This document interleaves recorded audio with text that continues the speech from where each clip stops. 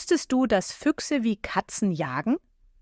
Sie schleichen sich leise an ihre Beute heran und machen dann einen hohen Sprung, um zuzuschlagen, fast wie kleine, pelzige Ninjas. Aber das ist noch nicht alles. Füchse können die Erdrotation spüren. Ja, du hast richtig gehört. Sie nutzen das Magnetfeld der Erde, um ihre Sprünge perfekt zu berechnen, was ihnen bei der Jagd hilft. Außerdem klingen Füchse manchmal wie Menschen, ihre Rufe können so verrückt und laut sein, dass es sich wie ein menschliches Schreien anhört. Lustigerweise vergraben Füchse oft ihr Futter, selbst wenn sie gar keinen Hunger haben, als würden sie sich einen kleinen Snack für später aufheben.